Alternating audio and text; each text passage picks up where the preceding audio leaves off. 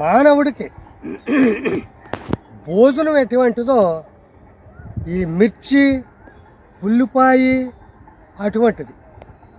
ఇందులో ఏ ఒకటి లేకపోయినా ఏది రుచించదు మానవుడికి. అన్ని రకాలు కావాలి.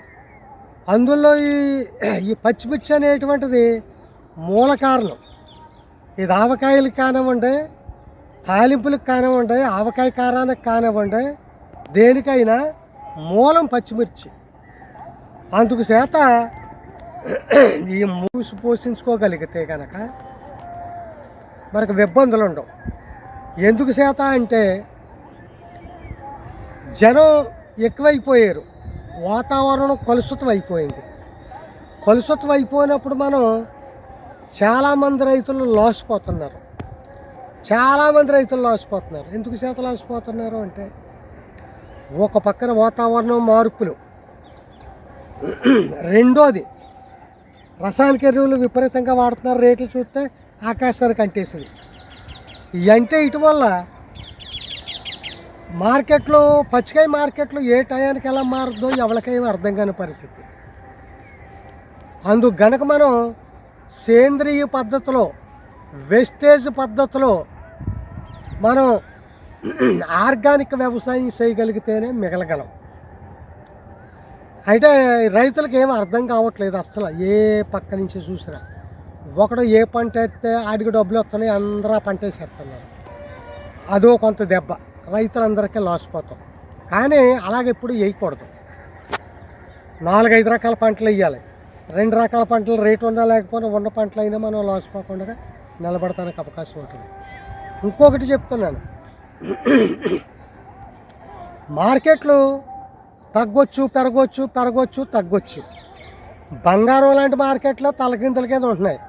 కూరగాయల మార్కెట్లో ఏమైనా ఉండే, ఏదంటే కానివ్వండి, ఏ ఒకటి నికరం కాదు. కానీ మనం ఇవన్నిటికి తట్టుకొని నిలబడాలి. మెయిన్ ముఖ్యం కూలి పనులు రైతులను దెబ్బ కొట్టేస్తున్నాయి, ఒక మాదిరిగా కాదు. అంటే ఇది వరకు రైతు దగ్గరికి వచ్చి కూలోడు నాకు పని ఇప్పించండి, నేను పని చేసుకుంటాను అనేవాడు. కానీ ఇప్పుడు కూలోడికి ఎక్కితే రైతుని ఏం పని అని అడిగి వస్తున్నాడు. కూలేమో రోజుకి 1000 రూపాయలు తీసుకుంటున్నాడు, రైతు ఏమో 1000 లాకేడుతున్నాడు. కానీ కూలోడు మట్టుకు మాత్రం పైసా అయిపోయింది. అంటే రైతు పని ఎలాగ ఉంది అంటే ఆ రకంగా ఉంది. కానీ ప్రభుత్వం అవేం పట్టించుకోవట్లేదు అసలు.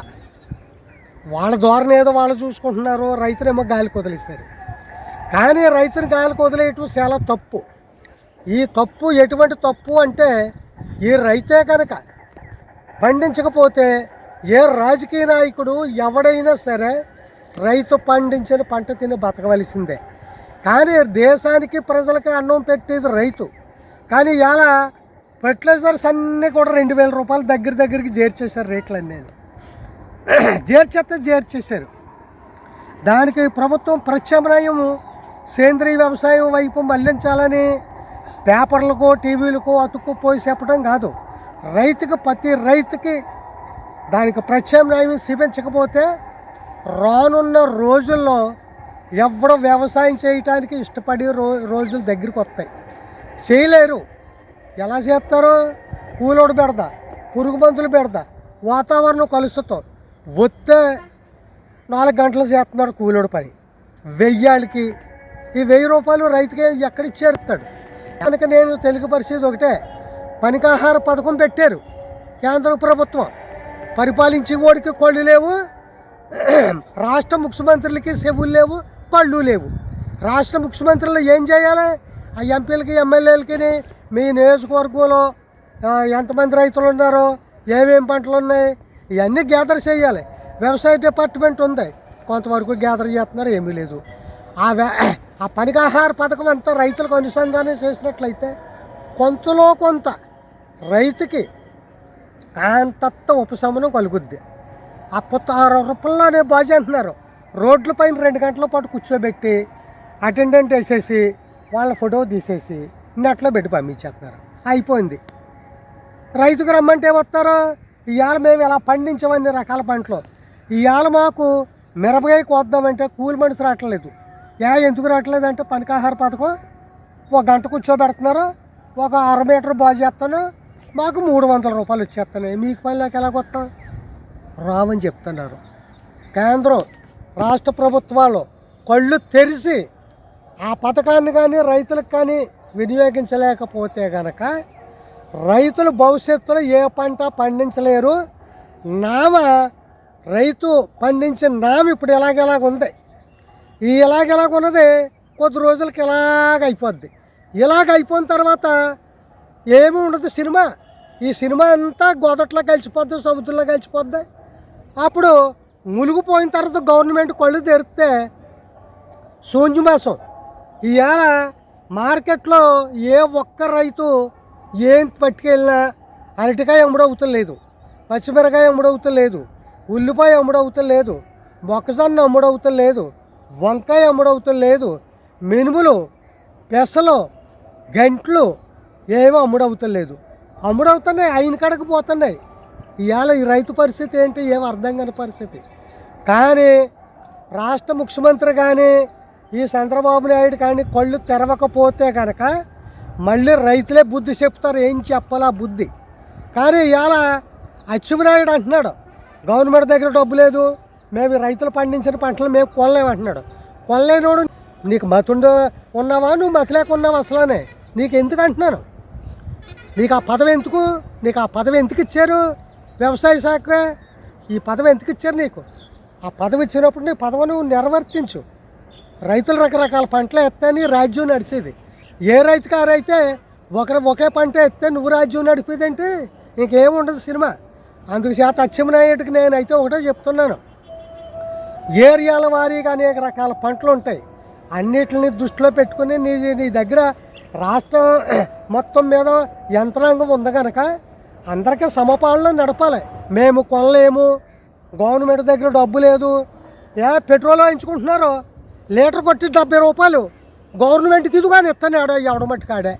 ఎరువులు బత్త, పురుగు మందులు ఎవడి ఇష్టం వచ్చినట్టు ఆడు అమ్ముతున్నారు. దాని మీద నిఘా ఏమన్నా ఉందా? దాని మీద నిఘా లేదు. అంటే రైతు అంటే అంత సులకన అయిపోయింది. ఈ సులకన అయిపోతాం ఏంటో అచ్చెన్నాయుడికి చంద్రబాబు నాయుడికి బుద్ధి చెప్పి రోజులు వస్తున్నాయి. బుద్ధి చెప్తారు. రైతులు మీరు దృష్టిలో పెట్టుకుని ప్రతిదీ ఆలోచించి చెయ్యకపోతే ఏమీ లేదు. ఇవాళ చంద్రబాబు నాయుడు నాకు ₹1,00,000 బాకీ, రాష్ట్ర ముఖ్యమంత్రి నాకు ₹1,00,000 బాకీ. ఎందుకు శాత బాకీ? గోదావరిలో వస్తున్నాయి, పంటలు మునిగిపోయి వాళ్ళని పంపి డిపార్ట్మెంట్ వాళ్ళు వ్యవసాయ శాఖ పాప రాసేసారు. అదిగో మీకు నెలల్లో వచ్చేద్ది అన్నారు. ఏది ఆ రైతులకు ఎవరికైనా నష్టపరిహారం ఇచ్చినట్టు చాడ ఏమన్నా జవాబు ఏమన్నా ఉందా? ఏమీ లేదు. కొనలేమంటున్నారు. ఏం కొనలేవు? నువ్వు కొనేదేంటయ్యా? నువ్వు కొనేదేంటి? వదిలే మధ్య దళాలందరినీ. రైతుని దోచుకుంటమే కదా. రైతుకేమీ చేసేసింది లేదు. మీరంతా రైతుని దోచుకుంటామని పెంచగలిగితే నిర్వర్తించండి.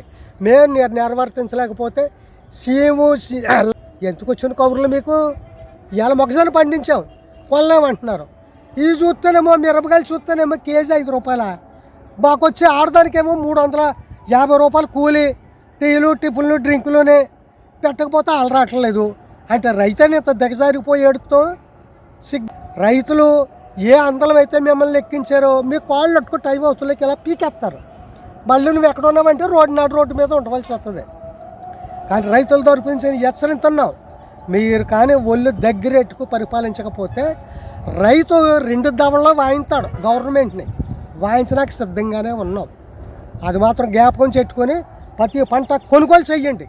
ప్రతి పంట మీద కొనుగోలు చేయలేకపోతే కనుక మీకు చెప్పు దెబ్బలు శివాట్లు మట్టుకు మాత్రం తప్పవో.